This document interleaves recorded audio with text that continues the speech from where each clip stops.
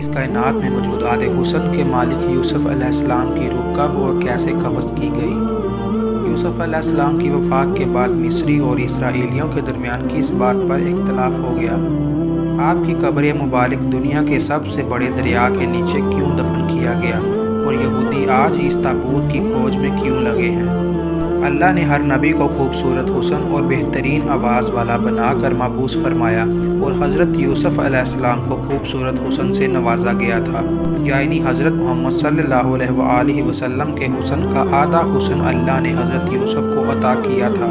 یوسف علیہ السلام کا قصہ قرآن مجید میں موجود سب سے طویل قصہ ہے کہ کس طرح سوتیلے بھائیوں نے آپ کو حسد کی بنا پر کنویں میں پھینک دیا۔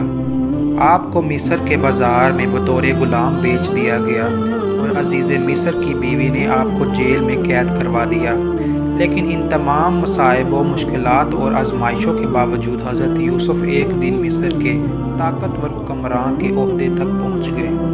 جب یوسف علیہ السلام عزیز مصر کے عہدے پر فائز ہوئے تو ایک لمبے مدت کے بعد اللہ نے حضرت یوسف علیہ السلام کو اپنے والد اور خاندان سے ملانے کا فیصلہ کیا، لہٰذا حضرت یعقوب علیہ السلام اپنے اہل خانہ کے ساتھ مصر آئے اور 40 سالوں بعد باپ بیٹے آمنے سامنے ہوئے۔ دونوں کا دل تڑپ اٹھا اور دونوں دیر تک ایک دوسرے کے گلے لگ کر خوب روتے رہے۔ روایتوں کے مطابق حضرت یوسف علیہ السلام کے پورے خاندان یعنی بنی اسرائیل، آپ کے 11 بھائی، ان کی اہلیاں، بچے اور حضرت یعقوب علیہ السلام کے پوتے پوتیاں سب نے مصر میں آ کر سکونت اختیار کر لی اور مصر کے بادشاہ نے بنی اسرائیل کو زمین کا ایک ٹکڑا عطا کیا جہاں انہیں آباد ہونے کی اجازت ملی۔ آہستہ آہستہ مصر میں بنی اسرائیل بہت طاقتور ہو گئے۔ حکومتی عہدوں سے لے کر تجارت اور سیاست میں بھی اسرائیلیوں نے حصہ لینا شروع کر دیا۔ جب حضرت یوسف علیہ السلام کی عمر 100 برس ہوئی اور حضرت یعقوب علیہ السلام 147 برس کے ہوئے تو اللہ کا حکم ہوا کہ حضرت یعقوب علیہ السلام کی روح قبض کر لیا جائے، لہٰذا ملک الموت نے حضرت یعقوب علیہ السلام کی روح قبض کر لی۔ جب اپنے والد کی خبر حضرت یوسف کو ملی تو اپنے سر سے تاج اتار کر پھینک دیا، ان کے بدن پر جو ریشمی لباس تھا اسے پارا پارا کر دیا اور بے چینی کی عالم میں دوڑتے ہوئے اپنے والد کے جنازے پر پہنچے۔ یوسف علیہ السلام باپ کے جنازے کو دیکھ کر بے تحاشا رونے لگے اور روتے ہوئے آسمان کی طرف دیکھا۔ یکا یک آسمان کے دروازے کھل گئے اور انبیاء کی روحیں اور فرشتے حضرت یعقوب کے جنازے کی طرف آئے۔ انہوں نے حضرت یعقوب کے جنازے کو نور سے غسل دیا اور انہیں بیت المقدس میں دفن کیا۔ یوسف علیہ السلام اس روحانی نظارے کو دیکھ رہے تھے۔ جنازے کی نماز ادا کرنے کے بعد آپ اپنے دربار میں واپس آئے۔ آپ غموں سے چور تھے، باپ کی جدائی اب آپ کی برداشت سے باہر تھی۔ رات ہوئی تو دریائے نیل کے کنارے گئے، مسلح بچھایا اور روتے ہوئے پوری رات نماز ادا کی یہاں تک کہ صبح ہو گئی۔ اس وقت جبرائیل علیہ السلام نازل ہوئے اور حضرت یوسف سے فرمایا، اے یوسف، آپ کے والد کی عمر تمام ہو چکی تھی، اس لیے خداوند نے انہیں اپنی طرف بلا لیا، لیکن ابھی آپ کا وقت نہیں آیا، لہٰذا اپنے رب کی عبادت کیجیے اور اسے زندگی کو آخرت کے لیے معززین کر لیجیے، کیونکہ موت کا وقت آ گیا تو مہلت نہ دی جائے گی۔ یوسف علیہ السلام نے والد کی وفات کے بعد پھر سر پر کبھی تاج نہیں رکھا، نہ کبھی مسکرائے اور ہر رات دریائے نیل کے کنارے جا کر اللہ سے مناجات کرتے۔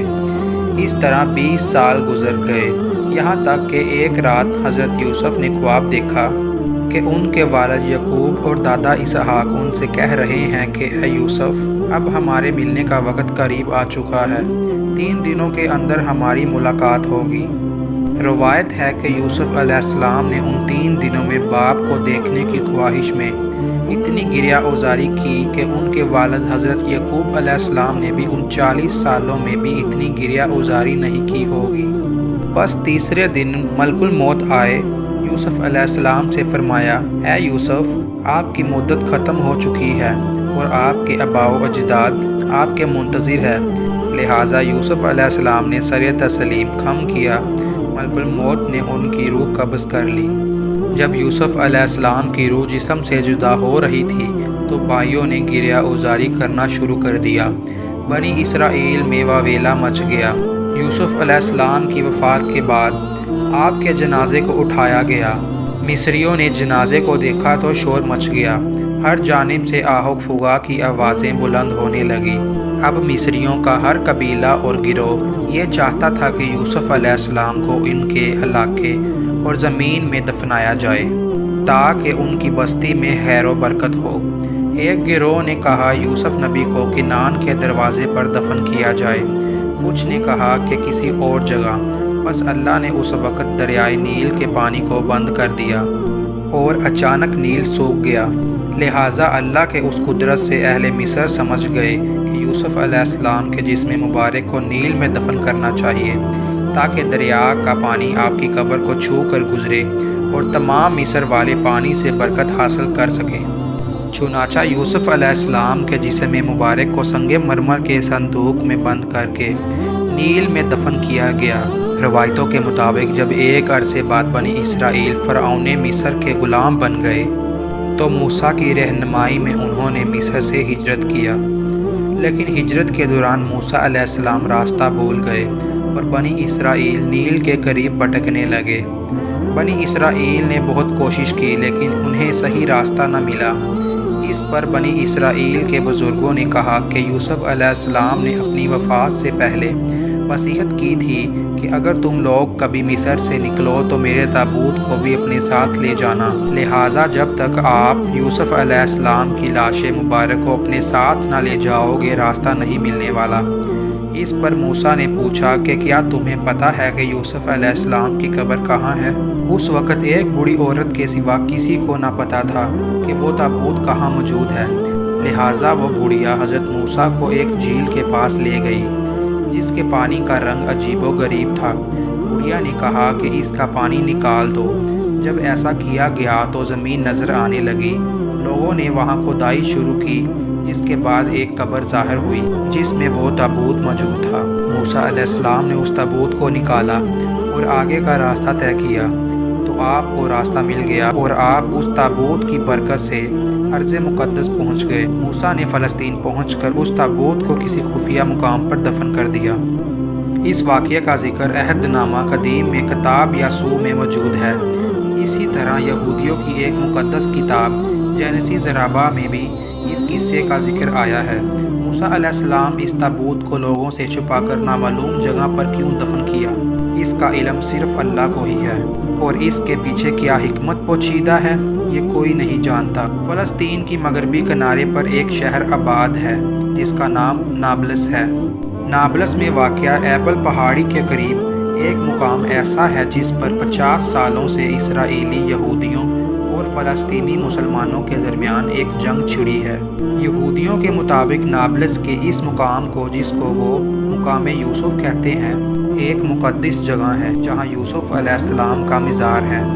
دوسری طرف علی ہرات اور ابن بطوطہ جیسے مسلم محققین نے بھی حبرون اور نابلس کو ہی وہ مقام قرار دیا ہے جہاں یوسف علیہ السلام کا مزار موجود ہے۔ 1967 کی عرب اسرائیل جنگ کے بعد یہودیوں نے اس جگہ پر قبضہ کر لیا تھا، جس کے بعد یہ مقام اسرائیل کے قبضے میں چلا گیا۔ سال 1990 میں اس مقام کو یہودیوں نے ایک آرمی بیس میں تبدیل کر دیا اور اسے یہودی زیبیوں کی نگرانی میں چھوڑ دیا۔ یہودیوں کے لیے یہ مقام اتنی اہم اور مقدس کیوں ہے؟ نیز یوسف علیہ السلام کی اس تابوت میں ایسی کون سی پراسراریت موجود ہے؟ یہ آج بھی ایک راز ہے۔